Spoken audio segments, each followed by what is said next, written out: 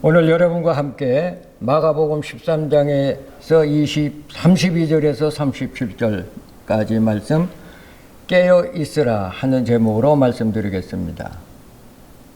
지금은 기독교의 절기인 대강절을 저희들이 맞이하고 있습니다.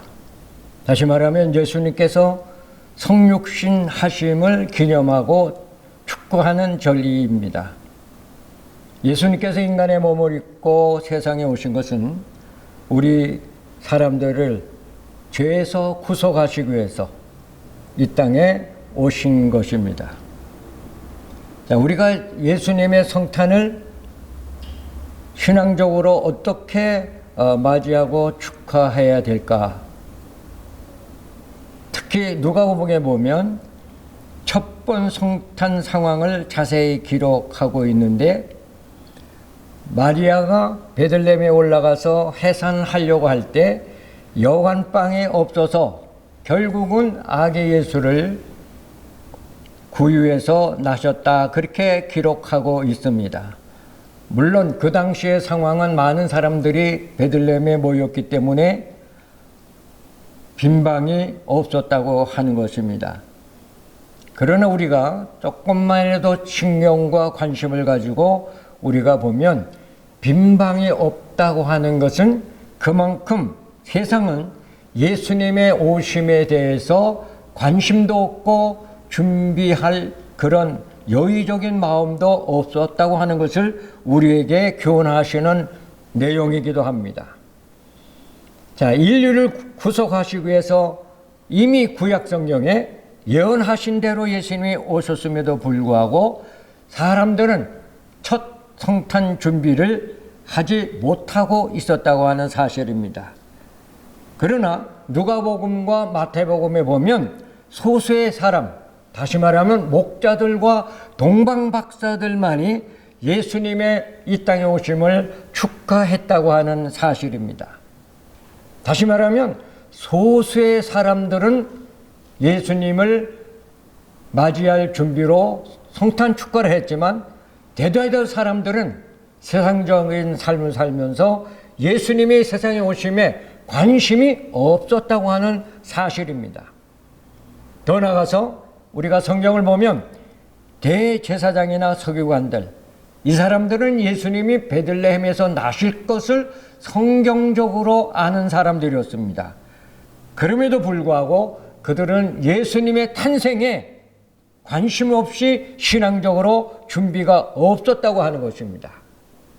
이런 것을 우리가 볼 때, 자, 종교적으로 신앙적으로 볼 때 그 대제사장이나 서기관들은 자기들이 어떤 기득권에만 관심을 갖고 신경을 썼지 예수님이 이 땅에 오신다 하는 이런 신앙적이고 영적인 것에는 관심 밖에 있었다고 하는 영적 무지의 모습을 드러내고 있었다고 하는 사실입니다. 자, 이러한 현실은 오늘 우리들에게 어떤 교훈을 할까요? 자, 2016년 우리가 성탄 축하를 맞이하면서도 오늘날 그때 당시 종교 집단인 기득권의 역사만을 극복한 그들의 모습이나 오늘의 대다수의 교회 성도들의 모습과 무엇이 다를까? 우리가 깊이 한번 생각하고 근본의 성탄을 지켜야 되지 않을까, 그렇게 생각해 보는 것입니다. 자, 여러분, 요즘 세상적인 분위기를 보면 성탄 분위기는 무르익고 가고 있습니다. 그것은 분위기 속에서 그런 거지 사실 우리가 신앙으로 마음으로 예수님의 오심에 대해서 어느 정도 어떻게 우리가 준비하고 있느냐 하는 것 각자가 다 아실 줄로 생각합니다. 이번 성탄절기는 절기 행사의 성탄으로 끝나서는 안 되겠다 생각하고요. 또 근본 성탄은 진심으로 동방박사나 또한 목자들과 같이 진심으로 예수님의 성탄을 축하할 수 있는 성탄의 목적이 무엇인가를 분명하게 깨닫고 믿고 행할 수 있는 우리의 신앙적 준비가 되었으면 간절히 바라는 것입니다. 오늘 성탄절을 맞이하면서 나는 다수의 사람으로 성탄 축하를 하고 있는지, 예수님 당시처럼 소수의 사람처럼 진심으로 성탄 축하를 할 것인지 다시 한번 우리가 깊이 깨닫고 근본 성탄이, 참된 성탄이 성탄되는 귀한 축하가 임하기를 간절히 바랍니다. 그런 의미에서 오늘의 본문을 말씀을 다른 각도에서 조금 생각해 보려고 하는 겁니다. 오늘 본문은 예수님의 재림에 대한 이야기를 말씀하고 있는 내용입니다. 근데 이 예수님의 재림에 대해서 설명할 때 거기에 중점적인 내용은 뭐냐면 깨어 있으라고 하는 말씀의 내용입니다. 깨어 있어야 된다. 예수님이 오실 때 깨어 있어요. 반드시 오시는 주님을 영접할 수 있다고 하는 말입니다. 본문을 간략하게 조금 생각하면 32절은 세상 종말과 예수님의 재림은 분명하게 이루어진다고 말씀하고 있습니다. 그런데 그 시기는 아무도 모르고 아버지 하나님만 아신다, 그렇게 기록하고 있습니다. 33절은 그러므로 언제 도둑같이 예수님의 재림이 임할지 모르기 때문에 항상 주의하고 깨어 있어야 한다고 명령합니다. 34절은 성도들은 청지기의 종들은 모습으로 자신의 맡은 사명을 최선을 다해서 행함으로 타국 갔다가 오는 그 주인을 다시 영접할 준비가 있어야 된다고 말합니다. 그러면서 35절, 36절에는 예수님의 재림이 언제 어떻게 올지 모르기 때문에 신앙의 영적인 잠을 주무셔서는 안 된다고 명령합니다. 마지막 37절에 가서는 예수님의 재림은 확실한 예언의 약속이기 때문에 다시 깨어 있어야 한다고 명령하고 있습니다. 자, 첫 번 성탄 축하하고 다시 오시는 예수님의 이 재림의 역사를 같이 우리가 생각해 보면 공통점이 있었다고 봅니다. 깨어 있어야 된다고 하는 말입니다.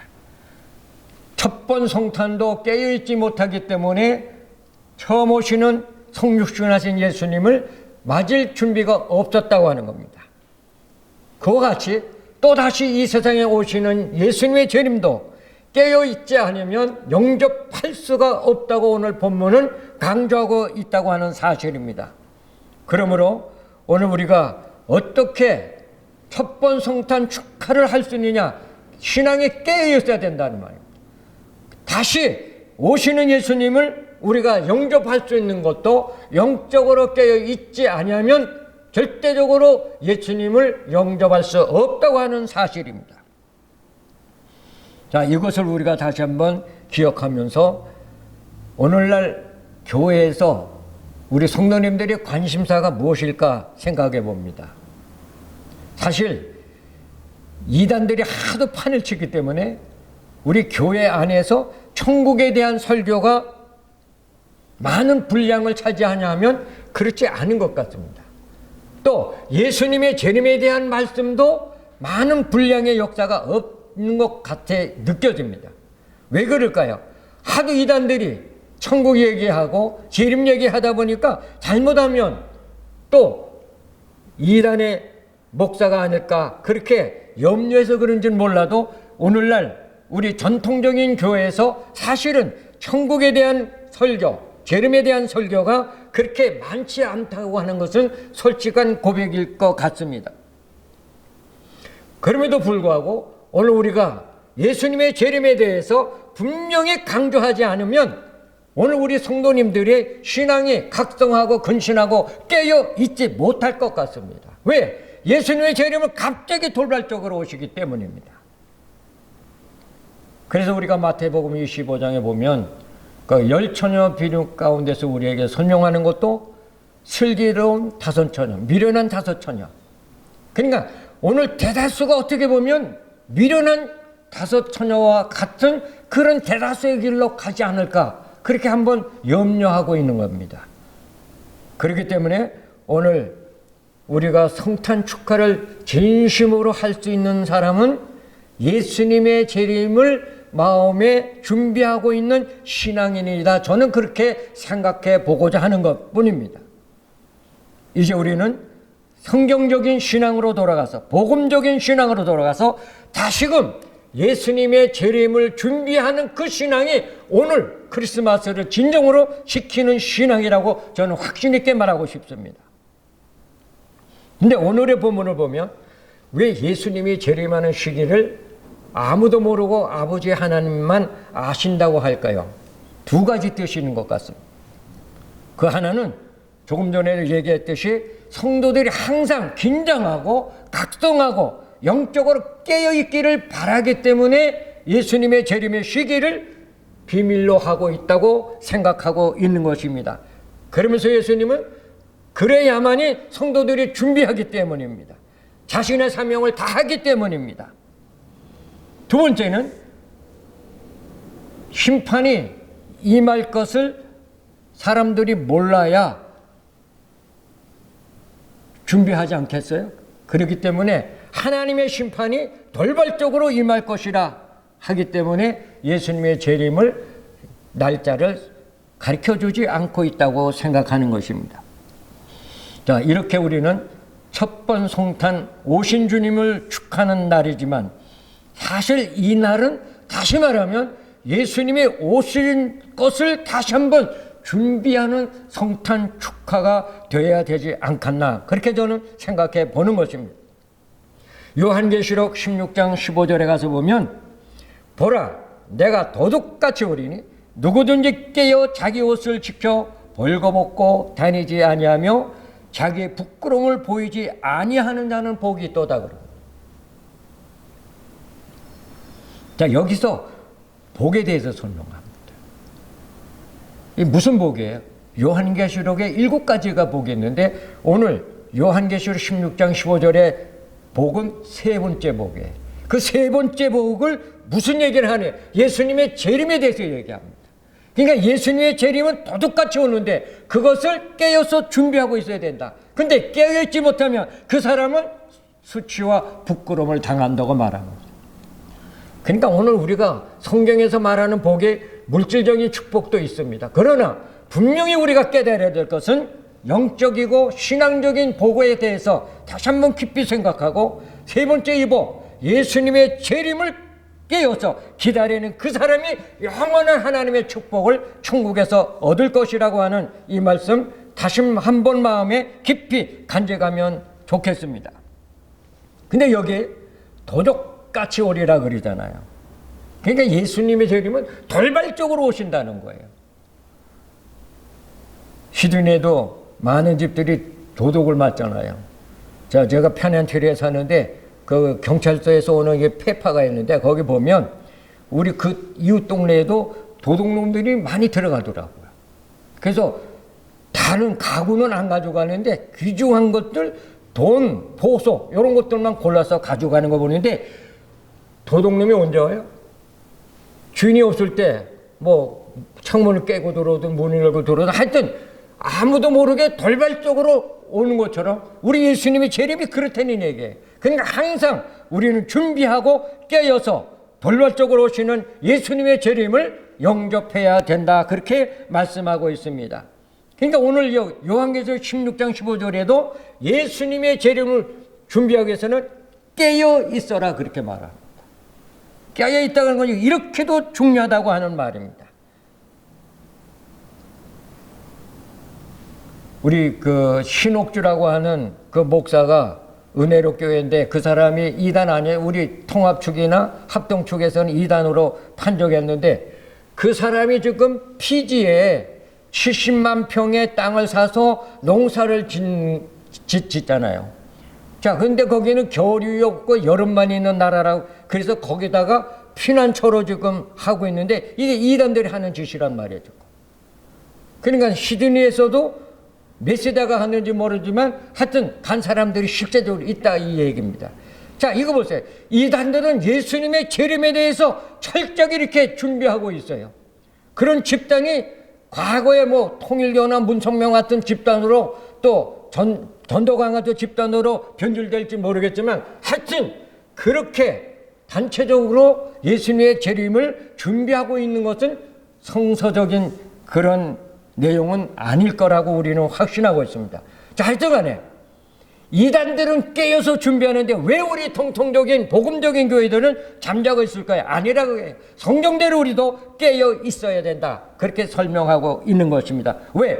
예수님의 재림은 돌발적으로 오는 것이기 때문에 항상 깨어 있어야 된다. 두 번째, 누구든지 자기 옷을 지켜 수치를 드러내지 아니해야 된다. 그러면 여기 옷이라고 하는 것은 뭐예요? 거룩한 옷, 정결한 옷, 의의 옷을 뜻하는데 이 예복은 하나의 영적인 예복으로 볼 수가 있는 것입니다. 요한계시록 19장 7, 8절에 그 이야기를 하는데 이 예복은 세마포 옷이라고 설명하는데 이 세마포 옷은 뭐냐? 그 밑에 해석하기를 성도들의 옳은 행실이라고 설명합니다. 그러니까 예수님이 오실 때 우리는 이 땅에서 정말 거룩하고 의롭고 경건한 그런 의의 옷으로 우리가 옳은 행실을 하면서 준비하고 있을 때 예수님이 오실 때 부끄러움을 수치를 당하지 않는다. 그렇게 말씀하고 있는 것입니다. 우리는 정결하게 깨어서 신앙생활을 해야 되겠습니다. 그래야 예수님을 맞을 준비가 될 것 같습니다. 그러면서 36절에 예수님께서 갑자기 재림하실 때 너희들은 영적인 잠을 자지 말고 그런 영적인 삶으로 수치를 드러내지 말 것이라고 다시 강조하고 있습니다. 여러분, 인생의 성공이 무엇일까요? 요즘 우리 인생 성공에 대해서 너무 관심이 많습니다. 근데 대다수의 사람들은 인생 성공은 세상에서 돈을 잘 벌었거나 뭐 출세를 했거나 권력을 얻었거나 그런 것에 평가 기준을 두는데 예수님께서 말씀하는 인생 성공은 그게 아닙니다. 영적으로 깨어서 예수님의 오심을 준비하고 있는 그 사람, 그래서 재림하시는 예수님을 영접한 그 사람이 결국은 마지막 인생 성공이라고 말씀하고 있다고 하는 말씀입니다. 우리는 첫 번 성탄 축하를 어떤 의미에서 드려야 할까요? 예수님의 재림을 맞이하기 위해서 깨어 경성해서 기다리는 것처럼 첫 번 성탄 축하도 깨어있는 신앙으로 지켜야 될 것 같아요. 그냥 절기로 지키지 말고 12월이 됐으니 지키는 것도 아니고 교회에서 성탄절이라고 말하기 때문에 지키는 게 아니라 진정으로 내 마음으로 내 신앙으로 깨어서 나를 구속하시게 오신 이 예수님, 또 다시 오실 재림주 예수님, 이제 내가 진정으로 주님 축하합니다 하고 우리가 주님께 영광 돌리는 진정한 성탄 축하가 되시기를 주님의 이름으로 간절히 축원합니다.